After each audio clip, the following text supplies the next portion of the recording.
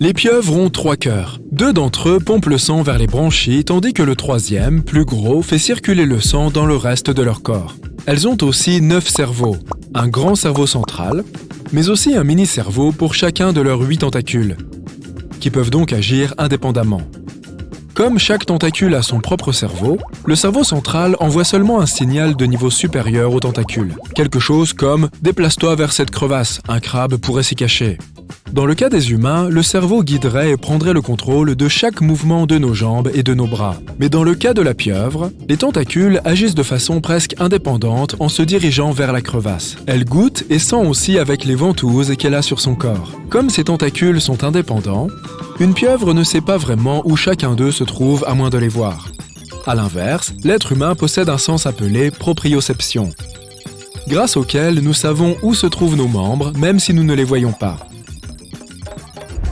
1816 est connu comme l'année sans été. En avril 1815, une explosion massive a eu lieu sur le mont Tambora en Indonésie. D'énormes nuages de cendres volcaniques ont été projetés dans l'atmosphère.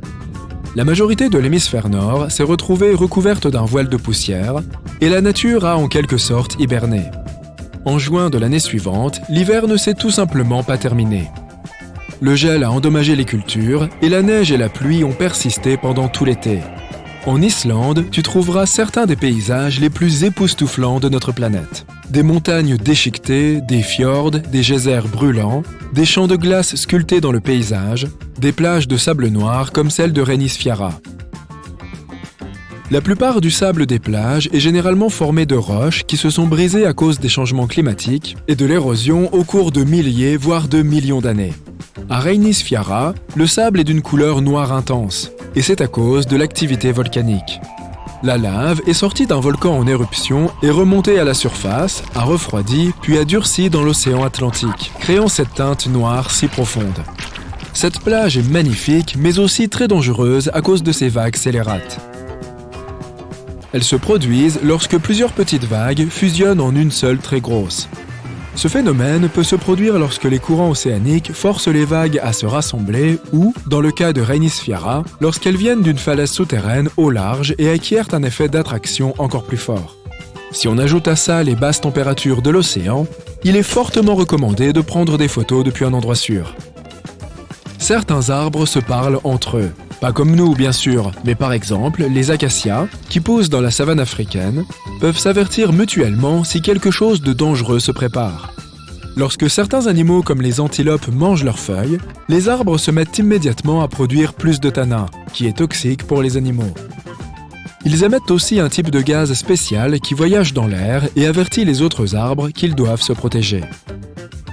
Par une belle nuit d'été, tu es en train d'observer les étoiles et un éclair de lumière vive traverse le ciel nocturne. Une étoile filante, fais un vœu! En réalité, ce que tu as vu n'est pas vraiment une étoile, même si on l'appelle ainsi. Ce sont des météores, qui sont de petits morceaux de poussière et de roches se déplaçant dans l'espace. Lorsqu'ils traversent notre atmosphère, ils provoquent ce qu'on appelle de la friction, ce qui les fait briller. De plus, la friction provoque de la chaleur.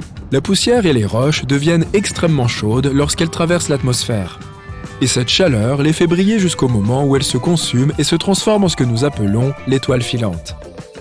Les couchers de soleil dans le désert sont magnifiques en raison des couleurs spectaculaires qu'ils produisent un peu plus qu'ailleurs. La lumière du soleil se compose de différentes nuances du spectre des couleurs. Lorsque le soleil est haut dans le ciel, ces couleurs se mélangent et nos yeux les voient comme du blanc. Mais lorsque le soleil descend plus bas, ces rayons doivent traverser une couche d'atmosphère plus épaisse avant de nous parvenir. L'atmosphère disperse alors les longueurs d'onde de lumière plus courtes, comme le bleu et le violet, avant même que nous puissions les voir. C'est pourquoi les longueurs d'onde plus longues, comme l'orange et le rouge, ressortent. Dans les environnements urbains, la pollution atmosphérique peut rendre les couleurs du coucher de soleil plus ternes qu'ailleurs. L'air pur des déserts permet aux couleurs vives provenant du soleil de briller au crépuscule. De plus, l'humidité, la vapeur d'eau et les nuages chargés de pluie peut atténuer les teintes du coucher de soleil. Comme il y a très peu d'humidité dans le désert, les nuages fins et vaporeux filtrent et reflètent la lumière du soleil au lieu de la bloquer. Le bambou pousse très vite. C'est même la plante qui pousse le plus vite sur Terre. et elle peut grandir d'environ 1,50 m en une seule journée. On en trouve dans des forêts denses où seule une faible quantité de lumière atteint le sol, ce qui signifie que le bambou subit une forte attraction vers le haut pour atteindre la lumière du soleil aussi vite que possible. Une tige souterraine relie les pousses de bambou à leur plante mère, donc la pousse n'a pas vraiment besoin de ses propres feuilles avant d'atteindre sa taille maximale. De plus, le bambou pousse plus vite que les autres plantes car il ne perd pas son temps et son énergie à faire pousser des anneaux qui épaississent la tige. C'est juste un mince bâton creux qui pousse tout droit. Certains grands arbres ont un système de racines peu profond, parfois même de seulement 25 cm dans le sol. Les racines ont généralement besoin d'accéder à l'oxygène et à l'eau, et elles les trouvent principalement dans des poches souterraines spéciales appelées pores du sol. Lorsqu'un arbre bénéficie de conditions d'humidité et de sol idéales, il peut envoyer des racines plus profondément sous la surface et obtenir ce dont il a besoin. Mais la plupart du temps, les conditions ne sont pas idéales, compte tenu de la roche-mère, des pierres et du sol compact qui empêchent les racines de descendre. De tels obstacles empêchent également les racines d'obtenir l'oxygène nécessaire. Alors, quand la vie devient difficile, l'arbre choisira une option plus facile. Ses racines resteront près de la surface et s'étendront dans différentes directions. La sécheresse est une autre raison pour laquelle les arbres peuvent avoir des systèmes racinaires peu profonds. En restant plus près de la surface, ils peuvent récupérer l'eau de pluie plus facilement. Les plantes sont exposées à la lumière du soleil la plupart du temps, mais elles ne prennent pas de coups de soleil pour autant. Elles sont apparues sur Terre il y a environ 700 millions d'années, et l'une des choses essentielles dont elles avaient besoin pour survivre était quelque chose qui les protégerait des rayons ultraviolets provenant du soleil. Celles qui vivaient sous l'eau avaient l'eau comme protection. Les rayons UV sont principalement responsables des coups de soleil. C'est pourquoi les plantes terrestres ont développé une protéine spéciale qui les détecte. Cette protéine envoie des signaux aux cellules pour protéger la plante des dommages et des effets des rayons UV. En gros, c'est comme si elles produisaient leur propre écran solaire naturel. Mais cela ne signifie pas toujours qu'elles sont protégées à 100%. Tu as déjà entendu dire que si tu arroses tes plantes en plein soleil de midi, cela peut leur provoquer un coup de soleil? Certains pensent que les gouttelettes d'eau agissent comme de minuscules lentilles qui concentrent la lumière du soleil sur la surface de la feuille.